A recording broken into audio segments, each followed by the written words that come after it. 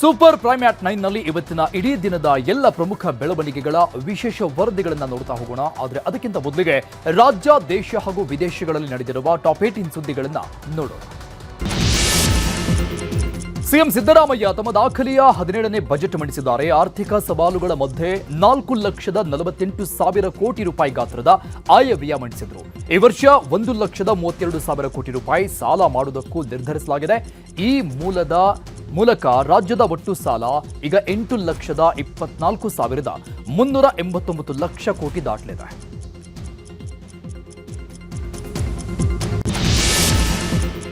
ಸಿದ್ದರಾಮಯ್ಯ ಮಂಡಿಸಿದ 17ನೇ ಬಜೆಟ್ ಖಾಲಿ ಅಂತ ಬಿಜೆಪಿ ವ್ಯಂಗ್ಯವಾಡಿದೆ. ವಿಧಾನಸೌಧದ ಪೂರ್ವ ದ್ವಾರದ ಬಳಿ ಖಾಲಿ ಚೊಂಬು ಹಿಡಿದು ಬಿಜೆಪಿ ನಾಯಕರು ಪ್ರತಿಭಟಿಸಿದ್ರು. ಸರ್ಕಾರ ಖಾಲಿ ಅಂತ ಖಾಲಿ ಚೊಂಬು ಹಿಡಿದು ಬಿಜೆಪಿ ನಾಯಕರು ಘೋಷಣೆ ಕೂಗಿದ್ರು. ಇದು ದಿಕ್ಕುದೆಸೆ ಇಲ್ಲದ ಬಜೆಟ್ ಅಂತ ಲೇವಡಿ ಮಾಡಿದ್ದಾರೆ. ರಾಜ್ಯ ಬಜೆಟ್ ಬಗ್ಗೆ ಕೇಂದ್ರ ಸಚಿವ ಎಚ್ ಡಿ ಕುಮಾರಸ್ವಾಮಿ ಕಟು ಟೀಕೆ ಮಾಡಿದ್ದಾರೆ. ಈ ಸಾಲದ ಗ್ಯಾರಂಟಿ ಭೀತಿ ಹುಟ್ಟಿಸ್ತಾ ಇದೆ. ಸಾಲದ ದುಡ್ಡು ಕಾಂಗ್ರೆಸ್ಸಿಗರ ಕಿಸೆ ಸೇರುತ್ತಾ ಇದೆ. ಮುಂದಿನ ವರ್ಷಕ್ಕೆ ಸಾಲ 9 ಲಕ್ಷ ಕೋಟಿ ಮೀರುವುದು ಗ್ಯಾರಂಟಿ ಅಂತ ಹೇಳಿದ್ರು. ಜನರನ್ನ ಸಾಲದ ಕುಪ್ಪಕ್ಕೆ ತಳ್ಳಲಾಗಿದೆ ಅಂತ ನಿಖಿಲ್ ಕುಮಾರಸ್ವಾಮಿ ಕಿಡಿಕಾರಿದ್ರು.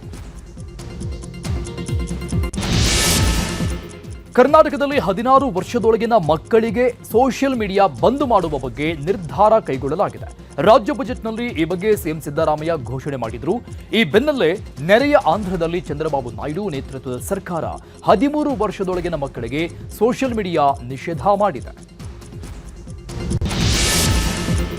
ಬಜೆಟ್ ಮಂಡನೆ ಮಧ್ಯೆ ಸಿಎಂ ಕುರ್ಚಿ ವಿಚಾರ ಕೂಡ ಚರ್ಚೆಗೆ ಬಂದಿದೆ. ಹೈಕಮಾಂಡ್ ಹೇಳೋವರೆಗೂ ನಾನು ಬಜೆಟ್ ಮಂಡಿಸ್ತಾನೇ ಇರ್ತೀನಿ ಅಂತ ಹೇಳುವ ಮೂಲಕ ಮುಂದೆಯೂ ಸಿಎಂ ಕುರ್ಚಿಯಲ್ಲಿ ಇರ್ತೀನಿ ಅಂತ ಕುತೂಹಲ ಸೃಷ್ಟಿಸಿದ್ದಾರೆ.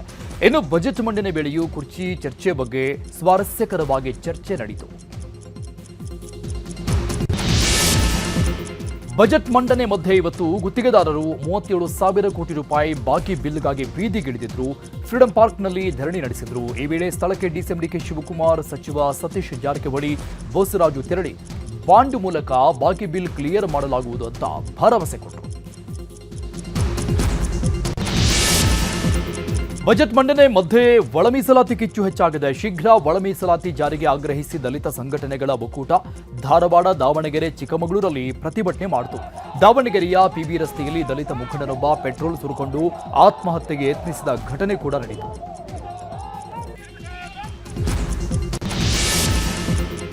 ಮಧ್ಯಪ್ರಾಚ್ಯದಲ್ಲಿ ಯುದ್ಧ ಸದ್ಯಕ್ಕೆ ನಿಲ್ಲೋ ಲಕ್ಷಣಗಳು ಕಾಣಿಸ್ತಾ ಇಲ್ಲ. ಸತತ 7ನೇ ದಿನವೂ ಅಮೆರಿಕ, ಇಸ್ರೇಲ್ ಮತ್ತು ಇರಾನ್ ಮಧ್ಯೆ ಭೀಕರ ಕಾಳಗ ನಡೆದಿದೆ. ಈ ಸಂಘರ್ಷದಲ್ಲಿ ಇಲ್ಲಿಯವರೆಗೆ ಇರಾನ್ನಲ್ಲಿ 1,500 ಜನ ಸಾವನ್ನಪ್ಪಿದ್ದು 6,000ಕ್ಕೂ ಹೆಚ್ಚು ಜನರು ಗಂಭೀರವಾಗಿ ಗಾಯಗೊಂಡಿದ್ದಾರೆ. ಇಸ್ರೇಲ್, ಅಮೆರಿಕ ಮತ್ತು ಇರಾನ್ ನಡುವೆ ಕೇವಲ ವಾಯುಸೇನೆ ಮಾತ್ರವಲ್ಲದೆ ನೌಕಾ ಸೇನೆ ಕೂಡ ಭಾರೀ ಕಾಳಗ ನಡೆಸ್ತಾ ಇದೆ. ಇರಾನ್ನ ಡ್ರೋನ್ ವಾಹಕ ನೌಕೆಯನ್ನ ಅಮೆರಿಕ, ಇಸ್ರೇಲ್ ಪಡೆಗಳು ಉಡಾಯಿಸಿದ್ದಾವೆ. ಈವರೆಗೆ ಇರಾನ್ನ 30ಕ್ಕೂ ಹೆಚ್ಚು ಯುದ್ಧ ನೌಕೆಗಳನ್ನು ಧ್ವಂಸ ಮಾಡಿರುವುದಾಗಿ ಅಮೆರಿಕ ಹೇಳಿದೆ. ಇರಾನ್ ಜೊತೆಗಿನ ಯುದ್ಧದ ಮಧ್ಯೆ ಅಮೆರಿಕ ಭಾರತಕ್ಕೆ ಗುಡ್ ನ್ಯೂಸ್ ಕೊಟ್ಟಿದೆ. ಮುಂದಿನ 30 ದಿನಗಳವರೆಗೆ ಭಾರತೀಯ ಶುದ್ಧೀಕರಣ ಸಂಸ್ಥೆಗಳು ರಷ್ಯಾದಿಂದ ತೈಲವನ್ನು ಖರೀದಿಸಲು ಅವಕಾಶ ನೀಡಿದೆ. ರಷ್ಯಾ ಕೂಡ ಭಾರತಕ್ಕೆ ತೈಲ ನೀಡುವುದಾಗಿ ಹೇಳಿದೆ.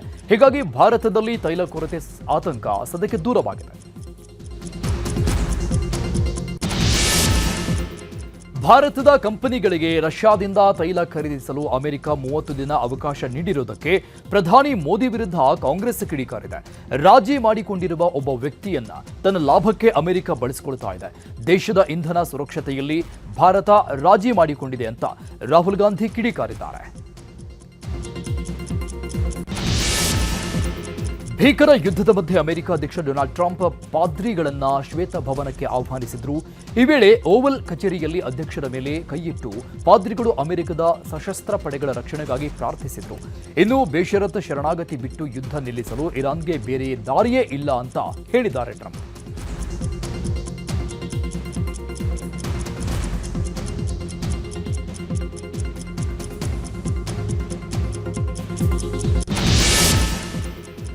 ಮಧ್ಯಪ್ರಾಚ್ಯದ ಯುದ್ಧದಿಂದಾಗಿ ದುಬೈನಲ್ಲಿ ಸಿಲುಕಿರುವ ಕನ್ನಡಿಗರ ಮತ್ತೊಂದು ತಂಡ ವಾಪಸ್ಸಾಯಿತು. 60ಕ್ಕೂ ಹೆಚ್ಚು ಕನ್ನಡಿಗರು ಸುರಕ್ಷಿತವಾಗಿ ತಾಯ್ನಾಡಿಗೆ ವಾಪಸ್ಸಾಗಿದ್ದಾರೆ. ಬೆಂಗಳೂರಿಗೆ ಬರ್ತಾ ಇದ್ದಂಗೆ ಕನ್ನಡಿಗರು ಸಂತಸ ವ್ಯಕ್ತಪಡಿಸಿದ್ದಾರೆ.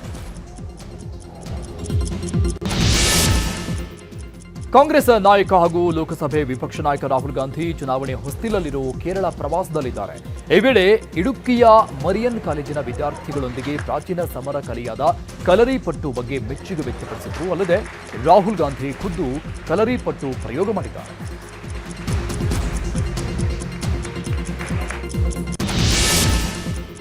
ಲೋಕಸಭೆ ಸ್ಪೀಕರ್ ಓಂ ಬಿರ್ಲಾ ವಿರುದ್ಧ ಅವಿಶ್ವಾಸ ನಿರ್ಣಯ ಮಂಡಿಸಲು ಸಜ್ಜಾಗಿರುವ ಕಾಂಗ್ರೆಸ್ ತನ್ನ ಸಂಸದರಿಗೆ ವಿಪ್ ಜಾರಿ ಮಾಡಿದೆ. ಮಾರ್ಚ್ 9ರಿಂದ 11ರವರೆಗೆ ಕಡ್ಡಾಯ ಹಾಜರಿಗೆ ಸೂಚಿಸಿದೆ. ಮಾರ್ಚ್ 9ರಿಂದ ಬಜೆಟ್ ಅಧಿವೇಶನದ 2ನೇ ಹಂತ ಆರಂಭವಾಗಲಿದೆ. 2025ನೇ ಸಾಲಿನ ಯುಪಿಎಸ್ಸಿ ನಾಗರಿಕ ಸೇವಾ ಪರೀಕ್ಷೆ ಫಲಿತಾಂಶ ಹೊರಬಿದ್ದಿದೆ. ಕರ್ನಾಟಕದ 22 ಮಂದಿ ಯುಪಿಎಸ್ಸಿಗೆ ಆಯ್ಕೆಯಾಗಿದ್ದಾರೆ. ಚಿಕ್ಕೋಡಿಯ ಕಿರಣ್ ಕಮಟೆ 53ನೇ ರ್ಯಾಂಕ್ ಪಡೆದಿದ್ದು, ಇವರು ಯುಪಿಎಸ್ಸಿಯಲ್ಲಿ ಕರ್ನಾಟಕದ ಟಾಪರ್ ಆಗಿದ್ದಾರೆ. ರಾಜಸ್ಥಾನದ ಡಾಕ್ಟರ್ ಅನುಜ್ ಅಗ್ನಿಹೋತ್ರಿ ದೇಶಕ್ಕೆ ಮೊದಲ ರ್ಯಾಂಕ್ ಪಡೆದಿದ್ದಾರೆ. ಮಂಡ್ಯದ ಪಿಡಬ್ಲ್ಯೂಡಿ ಇಲಾಖೆಯ ಎಡಬ್ಲ್ಯೂ ಸತೀಶ್ ಮನೆಯಲ್ಲಿ ಕೋಟ್ಯಾಂತರ ರೂಪಾಯಿ ಮೌಲ್ಯದ ಆಸ್ತಿ ಪತ್ತೆಯಾಗಿದೆ. ನಿನ್ನೆ ಎಡಬ್ಲ್ಯೂ ಸತೀಶ್ ಹೊಂದಿದ್ದ 4 ಮನೆಗಳ ಮೇಲೆ ಲೋಕಾಯುಕ್ತ ಅಧಿಕಾರಿಗಳು ದಾಳಿ ಮಾಡಿದ್ರು. ಮನೆಯಲ್ಲಿ 2.19 ಕೋಟಿ ಸ್ಥಿರಾಸ್ತಿ ಹಾಗೂ 2.26 ಕೋಟಿ ಚರಾಸ್ತಿ ಪತ್ತೆಯಾಗಿದ್ದು ಅಧಿಕಾರಿಗಳೇ ದಂಗಾಗಿದ್ದಾರೆ. ರಾಜ್ಯದ ಇತಿಹಾಸದಲ್ಲೇ ಅತಿ ದೊಡ್ಡ ಗಾತ್ರದ ಬಜೆಟ್ ಮಂಡಿಸಿದ್ದಾರೆ ಸಿಎಂ ಸಿದ್ದರಾಮಯ್ಯ. ಒಟ್ಟು 4,48,000 ಕೋಟಿಯ ಆಯವ್ಯಯದಲ್ಲಿ ರಾಜ್ಯಕ್ಕೆ ಭರಪೂರ ಕೊಡುಗೆ ಕೊಟ್ಟಿದ್ದಾರೆ. ಮಹಿಳೆಯರು, ರೈತರು, ಯುವಕರಿಗೆ ಭರ್ಜರಿ ಗಿಫ್ಟ್ ಕೊಟ್ಟಿದ್ದಾರೆ. ಆದರೆ ಇದೇ ಫಸ್ಟ್ ಟೈಮ್ 5 ಗ್ಯಾರಂಟಿಗಳಲ್ಲಿ ಒಂದೇ ಒಂದು ಗ್ಯಾರಂಟಿಗೆ ಹಣವನ್ನೇ ಕೊಟ್ಟಿಲ್ಲ. ಸಿದ್ದರಾಮಯ್ಯ ಲೆಕ್ಕದಲ್ಲಿ ರಾಜ್ಯಕ್ಕೆ ಏನೇನು ಸಿಕ್ತು, ಸಾಲ ಎಷ್ಟು ಮಾಡ್ತಾ ಇದ್ದಾರೆ, ಬಿಜೆಪಿಯವರು ಚೊಂಬು ಹಿಡಿಕೊಂಡು ಪ್ರತಿಭಟನೆ ಮಾಡಿದ್ಯಾಕೆ, ಎಲ್ಲದರ ಸಮಗ್ರ ವರದಿ ಇಲ್ಲಿದೆ.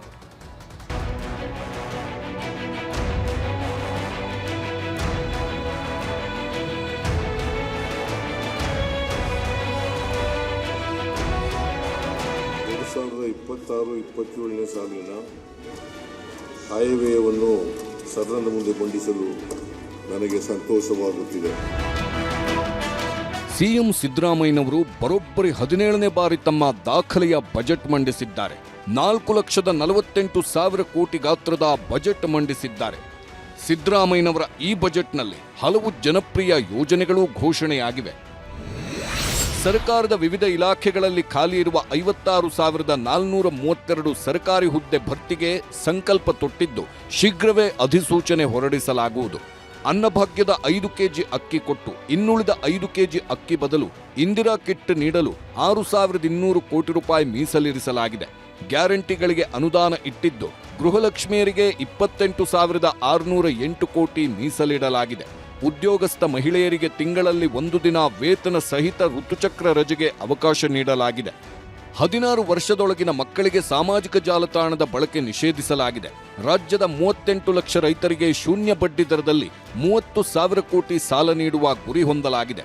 ಶಾಲೆ, ಕಾಲೇಜು, ಕ್ಯಾಂಪಸ್ಗಳಲ್ಲಿ ಶೈಕ್ಷಣಿಕ ಮತ್ತು ಸಾಮಾಜಿಕ ದೌರ್ಜನ್ಯ ತಡೆಗೆ ರೋಹಿತ್ ವೇಮುಲಾ ಕಾಯ್ದೆ ತರುವುದಾಗಿ ಸಿಎಂ ಘೋಷಿಸಿದ್ದಾರೆ. ಬಹುದಿನಗಳ ಬೇಡಿಕೆಯಾದ ಕಾರವಾರ, ಯಾದಗಿರಿಯಲ್ಲಿ ಸೂಪರ್ ಸ್ಪೆಷಾಲಿಟಿ ಆಸ್ಪತ್ರೆ ನಿರ್ಮಾಣ ಮಾಡಲಾಗುವುದು. ಬೆಂಗಳೂರು, ಬೀದರ್, ವಿವಿ ಪಶು ಆಸ್ಪತ್ರೆಗಳಲ್ಲಿ ಶ್ವಾನ ಸಂತಾನ ನಿಯಂತ್ರಣ ತರಬೇತಿ ಕೇಂದ್ರಗಳನ್ನು ತೆರೆಯಲಾಗುವುದು. ಅಲ್ಪಸಂಖ್ಯಾತರಿಗೆ ಶಾಲೆ, ಹಾಸ್ಟೆಲ್, ಸಾಲದ ಬಡ್ಡಿ ಮನ್ನಾ, ಹಜ್ ಭವನದಂಥ ಯೋಜನೆಗಳು ಘೋಷಣೆಯಾಗಿವೆ. ಶಾಲೆಗಳ ಶಿಕ್ಷಕರ ನೇಮಕಾತಿ, ಎಐ ತಂತ್ರಜ್ಞಾನದ ಉತ್ತೇಜನ, ಕಲಿಕಾ ಸಾಮರ್ಥ್ಯ ಹೆಚ್ಚಳಕ್ಕೂ ಆದ್ಯತೆ ನೀಡಲಾಗಿದೆ. ಬೆಂಗಳೂರಿಗೆ 2ನೇ ಏರ್ಪೋರ್ಟ್ ಪ್ರಸ್ತಾಪ ಮಾಡಲಾಗಿದ್ದು, ರಾಜ್ಯದ 9 ರೈಲ್ವೆ ಮಾರ್ಗಕ್ಕೆ 600 ಕೋಟಿ ಮೀಸಲಿರಿಸಲಾಗಿದೆ. ಬೆಂಗಳೂರಿನ ಹೆಬ್ಬಾಳ ಜಂಕ್ಷನ್ನಿಂದ ಮೇಖ್ರಿ ಸರ್ಕಲ್ವರೆಗೆ ಸುರಂಗ ಮಾರ್ಗದ ಪ್ರಸ್ತಾಪವಿದೆ. ಬೆಂಗಳೂರು, ಮೈಸೂರು ಧೋಬಿಘಾಟ್ಗಳಲ್ಲಿ ಆಧುನಿಕ ಲಾಂಡ್ರಿಗಳ ಸ್ಥಾಪನೆ ಮಾಡಲಾಗುವುದು. ಸಾರಿಗೆ ನೌಕರರ ವೇತನ ಬಾಕಿ ಪಾವತಿಗಾಗಿ 1,271 ಕೋಟಿ ಮೀಸಲಿರಿಸಲಾಗಿದೆ. ರಾಮನಗರ, ಶಿಡ್ಲಘಟ್ಟ, ಹಾವೇರಿ, ತಾಂಡವಪುರ, ಕಲಬುರಗಿಯಲ್ಲಿ ರೇಷ್ಮೆ ಪಾರ್ಕ್ಗಳ ನಿರ್ಮಾಣ ಮಾಡಲಾಗುವುದು. ಗ್ರೇಟರ್ ಬೆಂಗಳೂರು ಅಭಿವೃದ್ಧಿಗೆ ಬ್ಯಾಲೆನ್ಸ್ ಶೀಟ್ ಆಧಾರದಡಿ ಮುನ್ಸಿಪಲ್ ಬಾಂಡ್ ಜಾರಿಗೂ ತಯಾರಿ ಮಾಡಿಕೊಳ್ಳಲಾಗ್ತಿದೆ. ಸರ್ಕಾರದ ಕಡತ ಕಾನೂನುಗಳೆಲ್ಲವನ್ನೂ ಕನ್ನಡದಲ್ಲೇ ಮುದ್ರಣ ಮಾಡುವುದಾಗಿ ಬಜೆಟ್ನಲ್ಲಿ ಸಿಎಂ ಘೋಷಿಸಿದ್ರು. ಕರ್ನಾಟಕದ 45ಕ್ಕೂ ಹೆಚ್ಚಿನ ಉತ್ಪನ್ನಗಳಿಗೆ ಜಿಐ ಮಾನ್ಯತೆಗಳು ದೊರೆತಿವೆ. ಈ ಮಾನ್ಯತೆಗಳು ನಮ್ಮ ಜನರ ಪಾರಂಪರಿಕ ಕ್ರಿಯಾಶೀಲತೆಗೆ ಸಾಕ್ಷಿಯಾಗಿದ್ದು, ಹೊಸ ಉದ್ಯೋಗಗಳ ಸೃಜನೆಯಲ್ಲಿ ಪ್ರಮುಖ ಪಾತ್ರ ವಹಿಸುತ್ತಿವೆ. ರಾಜ್ಯದ ಪ್ರಮುಖ ಇಲಾಖೆಗಳಲ್ಲಿ ಖಾಲಿ ಇರುವ ಹುದ್ದೆಗಳನ್ನು ಭರ್ತಿ ಮಾಡುವುದರ ಮೂಲಕ ಆಡಳಿತ ವ್ಯವಸ್ಥೆಯನ್ನು ಬಲಪಡಿಸುತ್ತಿದ್ದೇವೆ. ನಮ್ಮ ಚುನಾವಣಾ ಪ್ರಣಾಳಿಕೆಯಂತೆ ಉದ್ಯೋಗ ಸೃಷ್ಟಿಗೆ ನಾವು ಆದ್ಯತೆ ನೀಡಿದ್ದೇವೆ. ಸರ್ಕಾರ ಪ್ರತಿಷ್ಠಿತ ಹಾಗೂ ಜನಪ್ರಿಯ ಗ್ಯಾರಂಟಿ ಯೋಜನೆಗಳಿಗೂ ಸಿಎಂ ಹಣ ಮೀಸಲಿಟ್ಟಿದ್ದಾರೆ. ಗೃಹಲಕ್ಷ್ಮಿ ಯೋಜನೆಗೆ 28,608 ಕೋಟಿ, ಗೃಹಜ್ಯೋತಿಗೆ 10,578 ಕೋಟಿ, ಅನ್ನಭಾಗ್ಯ ಯೋಜನೆಗೆ 6,200 ಕೋಟಿ, ಶಕ್ತಿ ಯೋಜನೆಗೆ 5,300 ಕೋಟಿ ಮೀಸಲಿಡಲಾಗಿದೆ. ಆದರೆ ಯುವ ನಿಧಿಗೆ ಅನುದಾನ ಇಟ್ಟಿಲ್ಲ. ಗೃಹಲಕ್ಷ್ಮಿ ಯೋಜನೆಯಡಿ ಇಲ್ಲಿಯವರೆಗೂ ಎಲ್ಲ ಅರ್ಹ ಫಲಾನುಭವಿಗಳಿಗೆ ಒಟ್ಟು 62,345 ಕೋಟಿ ರೂಗಳ ವೆಚ್ಚ ಭರಿಸಲಾಗಿದೆ. ಈ ಯೋಜನೆಯಡಿ 1.24 ಕೋಟಿ ಫಲಾನುಭವಿಗಳಿಗೆ ಯಶಸ್ವಿಯಾಗಿ ಧನ ಸಹಾಯ ಪಾವತಿಸಲಾಗುತ್ತಿದೆ. ಪ್ರಸಕ್ತ ಸಾಲಿನಲ್ಲಿ ಈ ಯೋಜನೆಯಡಿ 28,608 ಕೋಟಿ ರೂಗಳನ್ನು ಮೀಸಲಿರಿಸಿದೆ. ಬಜೆಟ್ನಲ್ಲಿ ಸರ್ವಧರ್ಮಗಳಿಗೂ ಪಾಲು ಹಂಚಿದ್ದಾರೆ ಸಿದ್ದರಾಮಯ್ಯ. ವೈಷ್ಣೋದೇವಿ ಯಾತ್ರೆ ಮಾಡುವವರಿಗೆ ಕೊಡಲು 5 ಕೋಟಿ ಮೀಸಲಿದೆ. ರಾಜ್ಯದ ವಿವಿಧೆಡೆಯ 259 ಕಲ್ಯಾಣಿಗಳ ಪುನಶ್ಚೇತನಕ್ಕೆ 5 ಕೋಟಿ ಇದೆ. ಕುಕ್ಕೆ ಸುಬ್ರಹ್ಮಣ್ಯ ಹಾಗೂ ಕೊಲ್ಲೂರು ಮೂಕಾಂಬಿಕೆ ದೇವಸ್ಥಾನಗಳ ಅಭಿವೃದ್ಧಿ ಪ್ರಾಧಿಕಾರ ರಚನೆ ಮಾಡಲಾಗುವುದು. ಆಂಧ್ರದ ಶ್ರೀಶೈಲಂನಲ್ಲಿ ಹೊಸದಾಗಿ ಯಾತ್ರಿ ನಿವಾಸ ನಿರ್ಮಾಣ ಮಾಡಲಾಗುವುದು. ಇನ್ನು ಅಲ್ಪಸಂಖ್ಯಾತರಿಗಾಗಿ ಹುಬ್ಬಳ್ಳಿ ಕಲಬುರಗಿಯಲ್ಲಿ ಹಜ್ ಭವನ ನಿರ್ಮಾಣ ಮಾಡಲಾಗುವುದು. ವಕ್ಫ್ ಆಸ್ತಿ ಅಭಿವೃದ್ಧಿಗೆ ಹಣ ಮೀಸಲಿಡಲಾಗಿದೆ. ಕ್ರೈಸ್ತ ಸಂಸ್ಥೆಗಳ 10 ವೃದ್ಧಾಶ್ರಮಗಳಿಗೆ 5 ಕೋಟಿ ನೀಡಲಾಗುವುದು. ಜೈನ, ಬೌದ್ಧ, ಸಿಖ್ ಸಮುದಾಯಗಳಿಗೆ 100 ಕೋಟಿ ಅನುದಾನ ಇಡಲಾಗಿದೆ. ಬೌದ್ಧ ಧರ್ಮಾಚಾರಿಗಳಿಗೆ ಮಾಸಿಕ 6,000 ಗೌರವಧನ ನೀಡುವುದಾಗಿ ಸಿಎಂ ಘೋಷಿಸಿದ್ರು. ಬೆಂಗಳೂರಿನ ವಿಕ್ಟೋರಿಯಾ ಆಸ್ಪತ್ರೆ ಇನ್ಮುಂದೆ ಶಾಂತವೇರಿ ಗೋಪಾಲಗೌಡ ಆಸ್ಪತ್ರೆ ಅಂತ ಆಗಲಿದೆ. ಹೆಸರು ಬದಲಾವಣೆ ಬಗ್ಗೆ ಸಿಎಂ ಬಜೆಟ್ನಲ್ಲಿ ಘೋಷಿಸಿದ್ರು. ಹಾಗೆ ಗ್ರಾಮ ಪಂಚಾಯಿತಿಗಳಿಗೆ ಮಹಾತ್ಮ ಗಾಂಧಿ ಹೆಸರು ನಾಮಕರಣ ಮಾಡಲಾಗುವುದು. ಈ ಮೂಲಕ ಕೇಂದ್ರದ ವಿಬಿ ಜೀರಾಮ್ಜಿ ಕಾಯ್ದೆಗೆ ಸೆಡ್ಡು ಹೊಡೆಯಲು ಸರ್ಕಾರ ಮುಂದಾಗಿದೆ. ಸಿದ್ದರಾಮಯ್ಯ ಬಜೆಟ್ ಅನ್ನ ಬಿಜೆಪಿ ಹಾಗೂ ಜೆಡಿಎಸ್ ಟೀಕಿಸಿದೆ. ಖಾಲಿ ಚೊಂಬು ಹಿಡಿದು ವಿಧಾನಸೌಧದ ಮುಂದೆ ಬಿಜೆಪಿ ಶಾಸಕರು ಪ್ರತಿಭಟನೆ ಮಾಡಿದ್ರು. ಹಾಗೆ ಕೇಂದ್ರ ಸಚಿವ ಎಚ್.ಡಿ. ಕುಮಾರಸ್ವಾಮಿ ಎಕ್ಸ್ನಲ್ಲಿ ಟೀಕಿಸಿದ್ರು. ಜೆಡಿಎಸ್ ಕಚೇರಿಯಲ್ಲಿ ಸಾಲರಾಮಯ್ಯ ಎಂಬ ಪುಸ್ತಕವನ್ನೇ ರಿಲೀಸ್ ಮಾಡಿದ ನಿಖಿಲ್ ಕುಮಾರಸ್ವಾಮಿ ಕೂಡ ರಾಜ್ಯದ ಜನರನ್ನ ಸಾಲದ ಕೂಪಕ್ಕೆ ತಳ್ಳಲಾಗಿದೆ ಅಂತ ಕಿಡಿಕಾರಿದ್ರು. ಇದು ಸಿದ್ದರಾಮಯ್ಯನವರ ಕಳಪೆ ಬಜೆಟ್. ಇದು ಕಳೆದ 3 ವರ್ಷದಲ್ಲಿ 4.5 ಲಕ್ಷ ಕೋಟಿ ಸಾಲ ಮಾಡಿದ್ದಾರೆ ಸಿದ್ದರಾಮಯ್ಯ. 17ನೇ ಬಜೆಟ್ ಈ ನಾಡಿನ ಜನತೆಗೆ ದೊಡ್ಡ ಚೊಂಬನ್ನ ಮುಖ್ಯಮಂತ್ರಿಗಳು ನೀಡಿದ್ದಾರೆ ಅನ್ನೋದು ಸ್ಪಷ್ಟ. ಇಡೀ ರಾಜ್ಯವನ್ನ ಒಂದು ಸಾಲದ ಸುನಾಮಿಗೆ ದೂಡಿರ್ತಕ್ಕಂಥದ್ದು ಬಹಳ ಸತ್ಯ. ಸಾಲ ಮಾಡಿದ್ದಾರೆ ಅಂತ ಹೇಳ್ತಾರಲ್ಲ, ಅದಕ್ಕೋಸ್ಕರ ಹೇಳಿದ್ದೆ ನಾನು. ಮತ್ತೆ ಸಾಲ ಮಾಡದೆ ಯಾವುದೇ ರಾಜ್ಯ, ಯಾವುದೇ ಕುಟುಂಬ ಇರಲಿ, ಯಾವುದೇ ದೇಶ ಇರಲಿ, ಸಾಲ ಮಾಡದೇನೆ ದೇಶದ ಅಭಿವೃದ್ಧಿ ಮಾಡೋದಕ್ಕಾಗಲಿ, ರಾಜ್ಯ ಅಭಿವೃದ್ಧಿ ಮಾಡೋಕ್ಕಾಗಲಿ ಸಾಧ್ಯ ಇಲ್ಲ. ಬಟ್ ನಾವು ಸಾಲ ಮಾಡುವಾಗ ಆ ಪ್ಯಾರಾಮೀಟರ್ ಒಳಗಡೆ ಇರಬೇಕು ಅಷ್ಟೇ. ಯಾವುದೇ ಸರ್ಕಾರಗಳಿದ್ರೂ ಬಜೆಟ್ ಮಂಡಿಸಿದಾಗ ಪ್ರತಿಪಕ್ಷಗಳು ಆಕ್ಷೇಪ ಮಾಡೋದು ಮಾಮೂಲಿ. ಆ ಕೆಲಸವನ್ನ ಬಿಜೆಪಿ ಮಾಡಿದೆ. ಇಷ್ಟಕ್ಕೆ ಸುಮ್ಮನಾಗದೆ ಬಜೆಟ್ ಅಧಿವೇಶನ ಮಾರ್ಚ್ 27ರವರೆಗೆ ನಡೆಯಲಿದೆ. ಅಷ್ಟರಲ್ಲಿ ಬಜೆಟ್ ಒಳಗಿನ ಮತ್ತಷ್ಟು ಲೋಪದೋಷಗಳನ್ನು ಸದನದಲ್ಲೇ ಪ್ರಸ್ತಾಪಿಸಲು ಪ್ರತಿಪಕ್ಷಗಳು ಸಜ್ಜಾಗಿವೆ. Bureau report, news 18. ದಾಖಲೆಯ ಬಜೆಟ್ ಮಂಡಿಸಿದ ಮುಖ್ಯಮಂತ್ರಿ ಸಿದ್ದರಾಮಯ್ಯ ಈ ವರ್ಷ ಸಾಲವನ್ನು ದಾಖಲೆ ಮಟ್ಟದಲ್ಲೇ ಮಾಡೋಕೆ ತೀರ್ಮಾನಿಸಿದ್ದಾರೆ. ಇನ್ನೊಂದು ಕಡೆ ಸಾಲ ಸರಿದೂಗಿಸಲು ಮದ್ಯದ ದರ ಏರಿಕೆಗೂ ಮುಂದಾಗಿದ್ದಾರೆ. ಇನ್ನೊಂದು ಕಡೆ ಸರ್ಕಾರಿ ಶಾಲೆಗಳನ್ನ ಉಳಿಸಿ ಅಂತ ನಡೆಸಿದ ನ್ಯೂಸ್ 18 ಮೆಗಾ ಅಭಿಯಾನಕ್ಕೆ ಅನುದಾನ ಘೋಷಿಸಿದ್ದಾರೆ. ಅಷ್ಟೇ ಅಲ್ಲ, ಬೀದಿ ನಾಯಿ ಹಾವಳಿ ತಡೆಗೆ ನ್ಯೂಸ್ 18 ಕೊಟ್ಟ ಸಲಹೆಗಳಿಗೂ ಬಜೆಟ್ನಲ್ಲಿ ಅನುದಾನ ಸಿಕ್ಕಿದೆ. ಎಲ್ಲದರ ಜೊತೆ 35 ವರ್ಷಗಳ ಬಳಿಕ ರಾಜ್ಯದಲ್ಲಿ ಸ್ಟೂಡೆಂಟ್ಸ್ ಎಲೆಕ್ಷನ್ಗೂ ಸಿದ್ದರಾಮಯ್ಯ ಮುನ್ನುಡಿ ಹಾಕಿದ್ದಾರೆ.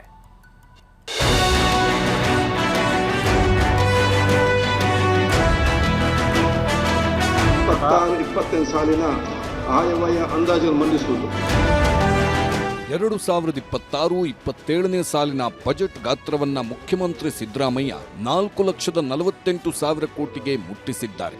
ಜೊತೆಗೆ ಈ ವರ್ಷ 1,32,000 ಕೋಟಿ ಸಾಲ ಮಾಡುವುದಕ್ಕೂ ನಿರ್ಧರಿಸಿದ್ದಾರೆ.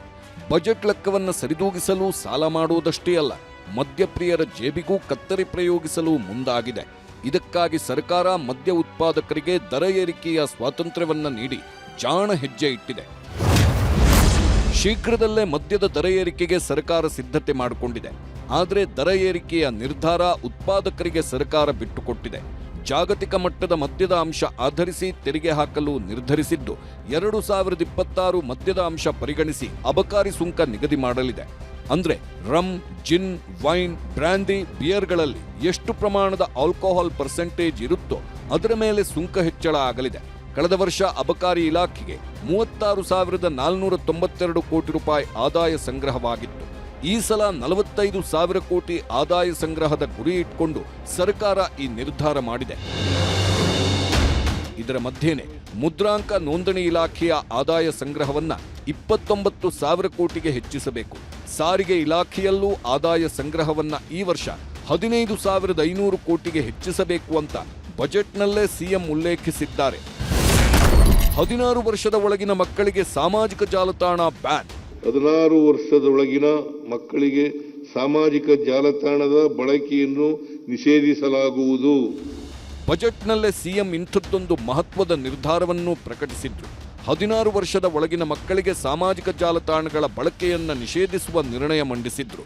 ಸರ್ಕಾರದ ನಿರ್ಧಾರಕ್ಕೆ ಪೋಷಕರು, ಮನೋವೈದ್ಯರು ಮೆಚ್ಚುಗೆ ವ್ಯಕ್ತಪಡಿಸಿದ್ರು.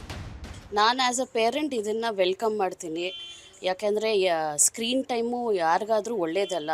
ನಾವು ದೊಡ್ಡವರೇ ಆದಷ್ಟು ಸ್ಕ್ರೀನ್ ಟೈಮ್ ಕಡಿಮೆ ಮಾಡ್ಕೋಬೇಕು ಅಂತ ನಾವು ಅನ್ಕೊತಾ ಇದ್ದೀವಿ. ಅದರಲ್ಲಿ ಮಕ್ಕಳಿಗೆ ನಾನು 100% ಇದನ್ನು ಎನ್ಕರೇಜ್ ಮಾಡಲ್ಲ.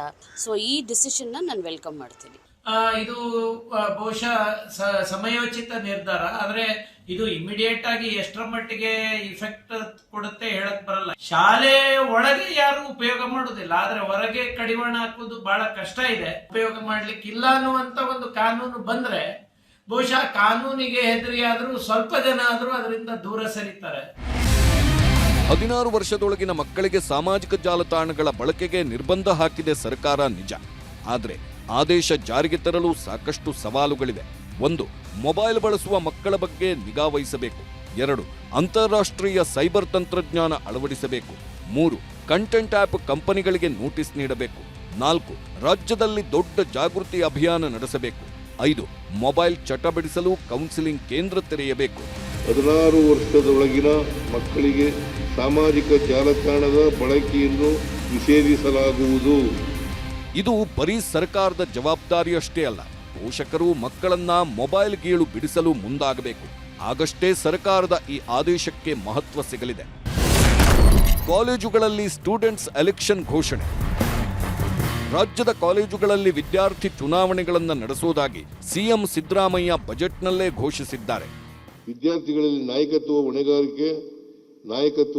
ಹೊಣೆಗಾರಿಕೆ ಮತ್ತು ಪ್ರಜಾಪ್ರಭುತ್ವ ಮೌಲ್ಯಗಳನ್ನು ಬೆಳೆಸಲು ಕಾಲೇಜು ಮತ್ತು ವಿಶ್ವವಿದ್ಯಾಲಯಗಳಲ್ಲಿ ವಿದ್ಯಾರ್ಥಿ ಸಂಘಗಳ ಚುನಾವಣೆ ನಡೆಸಲು ನಮ್ಮ ಸರ್ಕಾರವು ಉದ್ದೇಶಿಸಿದೆ. 1989-90ರಲ್ಲಿ ವೀರೇಂದ್ರ ಪಾಟೀಲರು ಮುಖ್ಯಮಂತ್ರಿಗಳಾಗಿದ್ದಾಗ ವಿದ್ಯಾರ್ಥಿ ಎಲೆಕ್ಷನ್ ರದ್ದುಗೊಳಿಸಿದ್ರು. ಸ್ಟೂಡೆಂಟ್ಸ್ ಚುನಾವಣೆ ವೇಳೆ ನಡೆದ ಘರ್ಷಣೆಗಳು, ವಿದ್ಯಾರ್ಥಿಗಳ ನಡುವೆ ಆಗಿದ್ದ ಗಲಾಟೆಗಳು, ಕ್ಯಾಂಪಸ್ನಲ್ಲಿ ಅಶಾಂತಿ, ರಾಜಕೀಯ ಹಸ್ತಕ್ಷೇಪ, ವಿದ್ಯಾರ್ಥಿಗಳ ಶೈಕ್ಷಣಿಕ ವಾತಾವರಣಕ್ಕೆ ಧಕ್ಕೆಯಾಗುತ್ತೆ ಅಂತ 35 ವರ್ಷಗಳ ಹಿಂದೆಯೇ ಬ್ಯಾನ್ ಮಾಡಿದ್ರು. ಆದ್ರೆ ರಾಜಕೀಯಕ್ಕೆ ಹೊಸ ಪೀಳಿಗೆ, ಬಿಸಿ ರಕ್ತದವರು ಬರಬೇಕು. ಅದಕ್ಕೆ ಮತದಾನದ ಮಹತ್ವ, ಸಂವಿಧಾನಾತ್ಮಕ ಮೌಲ್ಯಗಳನ್ನ ಯುವಜನತೆಗೆ ತಿಳಿಸಬೇಕು ಅಂತ ರಾಹುಲ್ ಗಾಂಧಿ ಪತ್ರ ಬರೆದಿದ್ರು. ಹೀಗಾಗಿ ಕಾಲೇಜ್ಗಳಲ್ಲಿ ಸ್ಟೂಡೆಂಟ್ಸ್ ಎಲೆಕ್ಷನ್ ನಡೆಸಲು ಸರ್ಕಾರ ತೀರ್ಮಾನಿಸಿದೆ. ಬೀದಿ ನಾಯಿ ಹಾವಳಿ ತಡೆ ಬಗ್ಗೆ ನ್ಯೂಸ್ 18 ಅಭಿಯಾನಕ್ಕೆ ಸ್ಪಂದನೆ. ಮಹಿಳೆಯ ಮೇಲೆ ನಾಯಿ ಡೆಡ್ಲಿ ಅಟ್ಯಾಕ್ ಮಾಡಿದೆ. ಬೆಂಗಳೂರಿನ HSR ಲೇಔಟ್ನಲ್ಲಿ ಈ ಘಟನೆ ನಡೆದಿರುವಂತದ್ದು. ಬೆಳಿಗ್ಗೆ ಮಹಿಳೆ ವಾಕಿಂಗ್ಗೆ ಅಂತ ತೆರಳ್ತಾ ಇದ್ರು.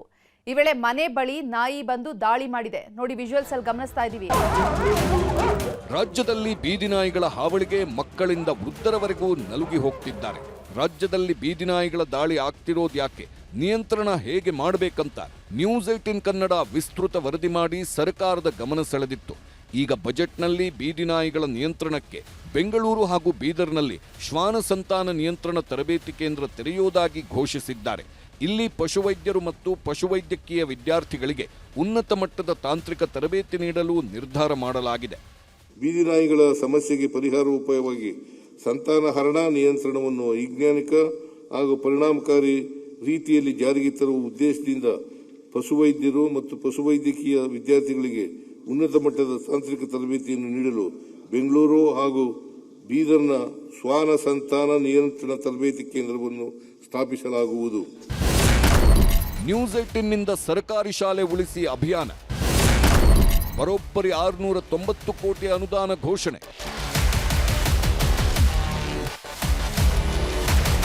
ರಾಜ್ಯಾದ್ಯಂತ ಸರ್ಕಾರಿ ಶಾಲೆಗಳ ಅಭಿವೃದ್ಧಿಯನ್ನೇ ಸರ್ಕಾರ ಮರೆತು ಬಿಟ್ಟಿತ್ತು. ಆದರೆ ನ್ಯೂಸ್ 18 ಕನ್ನಡ ಸುಮ್ಮನಿರಲಿಲ್ಲ. ಕುಸಿದು ಬೀಳುವ ಹಂತ ತಲುಪಿದ ಶಾಲೆಗಳ ಬಗ್ಗೆ ನ್ಯೂಸ್ 18 ನಿರಂತರ ವರದಿ ಮಾಡಿತ್ತು. ನ್ಯೂಸ್ 18 ಕಾಳಜಿ ವರದಿ ದೊಡ್ಡ ಇಂಪ್ಯಾಕ್ಟ್ ಆಗಿದೆ. ಬಜೆಟ್ನಲ್ಲೇ ಸರ್ಕಾರಿ ಶಾಲೆಗಳ ಅಭಿವೃದ್ಧಿಗೆ ಒಟ್ಟು 690 ಕೋಟಿ ರೂಪಾಯಿ ಅನುದಾನ ಘೋಷಿಸಿದ್ದಾರೆ ಸಿಎಂ. ಸಾಲಿನಲ್ಲಿ ಇನ್ನೂ 100 ಶಾಲೆಗಳನ್ನು 400 ಕೋಟಿ ರೂಗಳ ವೆಚ್ಚದಲ್ಲಿ ಇದೇ ಮಾದರಿಯಲ್ಲಿ ಉನ್ನತೀಕರಿಸಲಾಗುವುದು. ಇದಿಷ್ಟು ಮುಖ್ಯಮಂತ್ರಿ ಸಿದ್ದರಾಮಯ್ಯ ಬಜೆಟ್ನ ಪ್ರಮುಖಾಂಶಗಳು. Bureau report, news 18.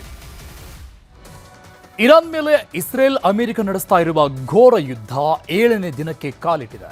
ನಿನ್ನೆ ಅಷ್ಟೇ ಇರಾನ್ಗೆ ನ್ಯೂಕ್ಲಿಯರ್ ದಾಳಿ ಎಚ್ಚರಿಕೆ ಕೊಟ್ಟಿದ್ದ ಅಮೆರಿಕಾಗೆ ಇರಾನ್ ದೊಡ್ಡ ಬೆದರಿಕೆ ಹಾಕಿದೆ. ಇನ್ನೊಂದು ಕಡೆ ಸಾವು ನೋವುಗಳ ಸಂಖ್ಯೆಯನ್ನು ಮಿತಿ ಮೀರ್ತಾ ಇದ್ದು ಜಾಗತಿಕ ಮಾರುಕಟ್ಟೆಯಲ್ಲಿ ತೈಲ ಬೆಲೆಯೂ ಏರಿಕೆಯಾಗಿದೆ. ಆದರೆ ಭಾರತಕ್ಕೆ ಯಾವುದೇ ಸಮಸ್ಯೆ ಮಾಡಲ್ಲ ಅಂತ ಅಮೆರಿಕ, ಇರಾನ್ ಕೂಡ ಹೇಳಿದೆ.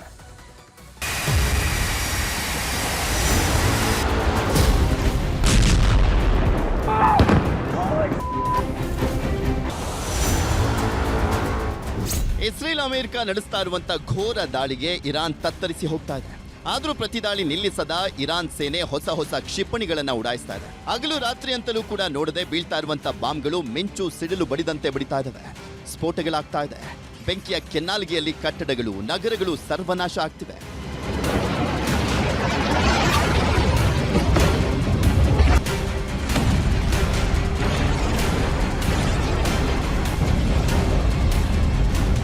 ಬಾಂಬ್ ದಾಳಿಗಳು ಸೃಷ್ಟಿಸಿರುವಂತ ವಿನಾಶ ಎಷ್ಟು ಅನ್ನುವಂಥದ್ದು ಸ್ಥಳಕ್ಕೆ ಬಂದಾಗಲೇ ಗೊತ್ತಾಗೋದು. ಯಾಕಂದ್ರೆ ಬಾಂಬ್ ಬಿದ್ದಂತ ಜಾಗವೆಲ್ಲ ಸ್ಮಶಾನ ಆಗಿದೆ. ಕಟ್ಟಡಗಳ ಅವಶೇಷಗಳಡಿ ಸಿಲುಕಿದವರನ್ನ ರಕ್ಷಣೆ ಮಾಡೋಕ್ಕೂ ಆಗ್ತಾ ಇಲ್ಲ. ಆ ಮಟ್ಟಿಗೆ ಎಲ್ಲವೂ ನೆಲಸಮ ಆಗಿವೆ. ಏನೋ ಒಂದ್ ಕಡೆ ಅಣು ಬಾಂಬ್ ತರ ಇಡೀ ಏರಿಯಾವನ್ನೇ ಕ್ಷಿಪಣಿ ಸರ್ವನಾಶ ಮಾಡ್ತಾ ಇದ್ರೆ, ಅಕ್ಕಪಕ್ಕದಲ್ಲಿದ್ದವರೆಲ್ಲ ಬಂಕರ್ ಒಳಗಡೆ ಓಡಿ ಹೋಗಿ ಜೀವ ಉಳಿಸಿಕೊಳ್ಳುವಂತ ದೃಶ್ಯಗಳಂತೂ ಭೀಕರವಾಗಿದೆ.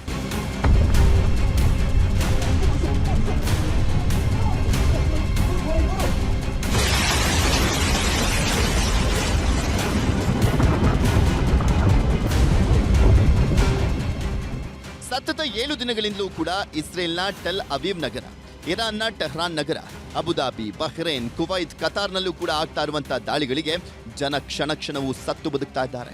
ಈ 7 ದಿನಗಳ ಯುದ್ಧದಲ್ಲಿ ಇಲ್ಲಿಯವರೆಗೂ 1,500 ಜನರ ಶವಗಳು ಸಿಕ್ಕಿವೆ. 7,000ಕ್ಕೂ ಹೆಚ್ಚು ಜನ ಆಸ್ಪತ್ರೆ ಸೇರಿದ್ದಾರೆ. ಸಾವಿರಾರು ಜನ ಕಟ್ಟಡಗಳ ಅವಶೇಷಗಳಡಿ ಕಣ್ಮರೆಯಾಗಿದ್ದಾರೆ.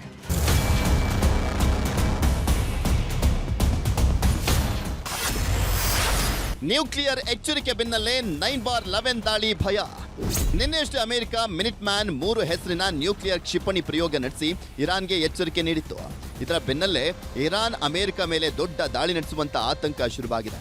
ಅದರಲ್ಲೂ 9/11ರ ಮಾದರಿಯಲ್ಲೇ ಅಮೆರಿಕ ಅಧ್ಯಕ್ಷ ಟ್ರಂಪ್ ಒಡೆತನದ ಟ್ರಂಪ್ ಟವರ್ಗಳನ್ನು ಸ್ಫೋಟಿಸುವಂತ ಆತಂಕ ಶುರುವಾಗಿದೆ. ಹಾಗಾಗಿನೇ ಟ್ರಂಪ್ ಟವರ್ಗೆ ಬಾಂಬ್ ನಿಷ್ಕ್ರಿಯ ದಳವನ್ನ ನಿಯೋಜನೆ ಮಾಡಲಾಗಿದೆ.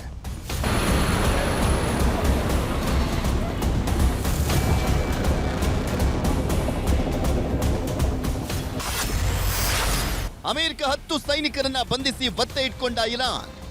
ನಿನ್ನೆ ರಾತ್ರಿ ಇರಾನ್ ಸೇನಾಪಡೆ ಅಮೆರಿಕದ 10 ಸೈನಿಕರನ್ನ ಬಂಧನ ಮಾಡಿರುವಂತ ಸುದ್ದಿ ಹರಿದಾಡ್ತಾ ಇದೆ. ವಾಲ್ಟಿನೋ ಅನ್ನುವಂತ ಸಾಮಾಜಿಕ ಜಾಲತಾಣದ ಇನ್ಫ್ಲುಯೆನ್ಸರ್ ತನ್ನ ಎಕ್ಸ್ ಖಾತೆಯಲ್ಲಿ ಈ ಫೋಟೋಗಳನ್ನ ಪೋಸ್ಟ್ ಮಾಡಿದ್ದಾನೆ. ಇದರಲ್ಲಿ ಖಮೇನಿ ಫೋಟೋ, ಇರಾನ್ ಧ್ವಜ ಹಿಡಿದಿರುವಂತ ಇರಾನ್ ಸೈನಿಕರ ಚಿತ್ರಗಳಿದ್ದಾವೆ. ಮಂಡಿಯೂರಿ ಕೂತಿರುವಂತ ಅಮೆರಿಕ ಸೈನಿಕರು ಅವರನ್ನ ಎಳ್ಕೊಂಡು ಹೋಗ್ತಾ ಇರುವಂತ ಫೋಟೋಗಳಲ್ಲಿ ನೋಡಬಹುದು.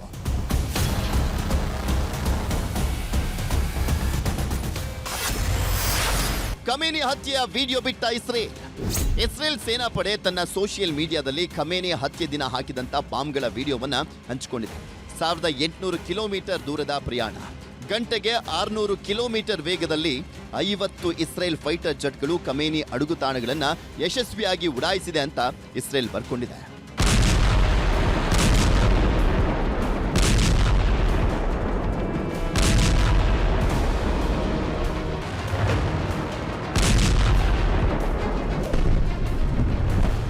ಇದಿಷ್ಟು ಯುದ್ಧದ ಕಥೆಯಾದ್ರೆ ಯುದ್ಧದ ಕಾರ್ಮೋಡ ಕಚ್ಚಾ ತೈಲ ಮಾರುಕಟ್ಟೆಯನ್ನ ಷೇರು ಮಾರುಕಟ್ಟೆಯನ್ನ ಅಲ್ಲೋಲ ಕಲ್ಲೋಲ ಮಾಡಿದೆ. ಇರಾನ್ನ ಹೋರ್ಮುಜ್ ಜಲಸಂಧಿಯನ್ನ ನಿಯಂತ್ರಣಕ್ಕೆ ತೆಗೆದುಕೊಂಡಿದ್ದು ಸಂಚಾರವನ್ನ ಸ್ಥಗಿತಗೊಳಿಸಿದೆ. ಇದರಿಂದ $70-80 ಈಗಿರುವಂತ ಒಂದು ಬ್ಯಾರೆಲ್ನ ಬೆಲೆ $150ಗೆ ತಲುಪಲಿದೆ ಅಂತ ಕತಾರ್ ಇಂಧನ ಸಚಿವ ಸಾದ್ ಅಲ್ ಕಾಬಿ ಪಶ್ಚಿಮ ಏಷ್ಯಾ ರಾಷ್ಟ್ರಗಳಿಗೆ ಸಂದೇಶವನ್ನ ಕಳಿಸಿದ್ದಾರೆ. ಇನ್ನು ಒಂದ್ ಕಡೆ ಷೇರು ಮಾರುಕಟ್ಟೆಯೂ ಕೂಡ ಪಾತಾಳಕ್ಕೆ ಹೋಗ್ತಾ ಇದೆ.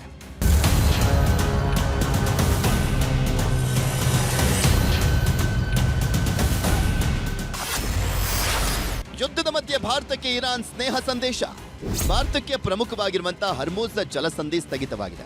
ಭಾರತಕ್ಕೆ ಬರಬೇಕಾಗಿದ್ದಂಥ ತೈಲ ಹಡಗುಗಳು ಅಲ್ಲೇ ನಿಂತಿವೆ. ಆದರೆ ಭಾರತಕ್ಕೆ ನಾವು ಸಮಸ್ಯೆ ಮಾಡಲ್ಲ ಅಂತ ಇರಾನ್ ಸಂದೇಶವನ್ನ ರವಾನಿಸಿದೆ.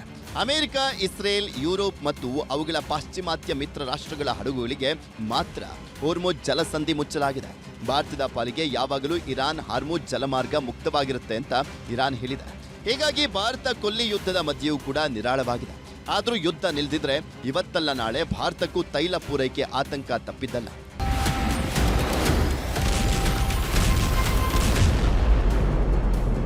Bureau report, news 18.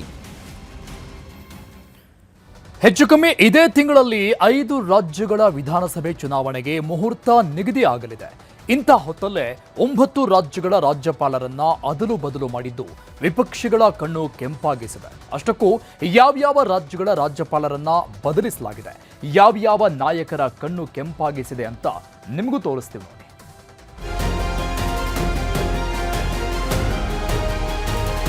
ಭಾರತದ ರಾಷ್ಟ್ರಪತಿ ಭವನವು ಶುಕ್ರವಾರ ಹಲವು ರಾಜ್ಯಗಳು ಮತ್ತು ಕೇಂದ್ರಾಡಳಿತ ಪ್ರದೇಶಗಳಲ್ಲಿ ರಾಜ್ಯಪಾಲರು ಹಾಗೂ ಲೆಫ್ಟಿನೆಂಟ್ ಗವರ್ನರ್ಗಳ ಮಹತ್ವದ ನೇಮಕಾತಿ ಮತ್ತು ವರ್ಗಾವಣೆಯನ್ನ ಘೋಷಿಸಿದೆ. ದೆಹಲಿ, ಲಡಾಖ್, ತೆಲಂಗಾಣ, ಮಹಾರಾಷ್ಟ್ರ ಸೇರಿದಂತೆ 9 ರಾಜ್ಯಗಳಲ್ಲಿ ಈ ಬದಲಾವಣೆ ಮಾಡಲಾಗಿದೆ. ದೆಹಲಿಗೆ ತರಂಜಿತ್ ಸಿಂಗ್ ಸಂಧು, ಲಡಾಖ್ಗೆ ವಿನಯ್ ಕುಮಾರ್ ಸಕ್ಸೇನಾ ಅವರನ್ನ ನೇಮಿಸಲಾಗಿದೆ. RN ರವಿ ತಮಿಳುನಾಡಿನ ಗವರ್ನರ್ ಆಗಿದ್ರು. ಈಗ ಪಶ್ಚಿಮ ಬಂಗಾಳ ರಾಜ್ಯಪಾಲರಾಗಿದ್ದಾರೆ. ರಾಜೇಂದ್ರ ವಿಶ್ವನಾಥ್ ಕೇರಳ ಗವರ್ನರ್ ಆಗಿದ್ರು. ಈಗ ತಮಿಳುನಾಡು ರಾಜ್ಯಪಾಲರಾಗಿ ಕರ್ತವ್ಯಗಳನ್ನ ನಿರ್ವಹಿಸಲಿದ್ದಾರೆ. ಶಿವ ಪ್ರತಾಪ್ ಶುಕ್ಲಾ ಹಿಮಾಚಲ ಪ್ರದೇಶದಲ್ಲಿದ್ರು. ಈಗ ತೆಲಂಗಾಣ ರಾಜ್ಯಪಾಲರಾಗಿ ನೇಮಕ ಆಗಿದ್ದಾರೆ. ಜಿಷ್ಣು ದೇವ್ ವರ್ಮಾ ತೆಲಂಗಾಣದಿಂದ ಮಹಾರಾಷ್ಟ್ರ ರಾಜ್ಯಪಾಲರಾಗಿ ನೇಮಕ ಮಾಡಲಾಗಿದೆ. ವಿನಯ್ ಕುಮಾರ್ ಸಕ್ಸೇನಾ ದೆಹಲಿಯಲ್ಲಿದ್ರು. ಈಗ ಲಡಾಖ್ ಲೆಫ್ಟಿನೆಂಟ್ ಗವರ್ನರ್ ಆಗಿ ನೇಮಕವಾಗಿದ್ದಾರೆ. ನಿವೃತ್ತ ಲೆಫ್ಟಿನೆಂಟ್ ಜನರಲ್ ಸೈಯದ್ ಅತಾ ಅವರನ್ನ ಬಿಹಾರದ ನೂತನ ರಾಜ್ಯಪಾಲರಾಗಿ ನೇಮಿಸಲಾಗಿದೆ. ತರಂಜಿತ್ ಸಿಂಗ್ ಸಂಧು ಅವರನ್ನ ಹೊಸದಾಗಿ ದೆಹಲಿ ಲೆಫ್ಟಿನೆಂಟ್ ಗವರ್ನರ್ ಆಗಿ ನೇಮಿಸಲಾಗಿದೆ. ನಂದಕಿಶೋರ್ ಯಾದವ್ ಅವರನ್ನ ನಾಗಾಲ್ಯಾಂಡ್ ರಾಜ್ಯಪಾಲರಾಗಿ ನೇಮಿಸಲಾಗಿದೆ. ಕವಿಂದರ್ ಗುಪ್ತಾ ಅವರನ್ನ ಹಿಮಾಚಲ ಪ್ರದೇಶ ರಾಜ್ಯಪಾಲರಾಗಿ ನೇಮಿಸಲಾಗಿದೆ. 5 ರಾಜ್ಯಗಳ ವಿಧಾನಸಭಾ ಚುನಾವಣೆಗೂ ಮುನ್ನ ರಾಜ್ಯಪಾಲರನ್ನ ಬದಲಾಯಿಸಿರುವುದು ಇಂಡಿಯಾ ಕೂಟದ ಪಕ್ಷಗಳ ಕಣ್ಣು ಕೆಂಪಾಗಿಸಿದೆ. ನಮ್ಮ ರಾಜ್ಯದಲ್ಲಿ ರಾಜ್ಯಪಾಲರನ್ನ ಬದಲಾಯಿಸುವ ಮಾಹಿತಿಯೇ ನನಗಿಲ್ಲ. ಆನಂದ್ ಬೋಸ್ ಅವರು ಯಾವ ಕಾರಣಕ್ಕೆ ರಾಜೀನಾಮೆ ಕೊಟ್ಟರು ಅನ್ನೋದು ಗೌಪ್ಯವಾಗಿದೆ. ಈ ವಿದ್ಯಮಾನ ನನಗೆ ದಿಗ್ಭ್ರಮೆಯನ್ನ ತಂದಿದೆ. ಕೇಂದ್ರ ಸರ್ಕಾರದ ಗೃಹ ಇಲಾಖೆಯಿಂದ ಒತ್ತಡ ಇದ್ರೂ ಇರಬಹುದು ಅಂತ ದೀದಿ ಪೋಸ್ಟ್ ಹಾಕಿದ್ದಾರೆ. ಇನ್ನು 2021ರಿಂದಲೂ ಸ್ಟಾಲಿನ್ ಸರ್ಕಾರವನ್ನ ಪದೇ ಪದೇ ಇಕ್ಕಟ್ಟಿಗೆ ಸಿಲುಕಿಸ್ತಾ ಇದ್ದ RN ರವಿ ಅವರನ್ನ ಬಂಗಾಳಕ್ಕೆ ಕಳಿಸಿರೋದು ದೀದಿಯವರನ್ನ ಕೆರಳಿಸಿದೆ. ಆದರೆ ಸ್ಟಾಲಿನ್ ರಾಜ್ಯಪಾಲ RN ರವಿ ಅವರನ್ನ ಬದಲಿಸಿದ್ದರಿಂದ ಸ್ವಲ್ಪ ನಿರಾಳರಾಗಿದ್ದಾರೆ. Bureau report, news 18.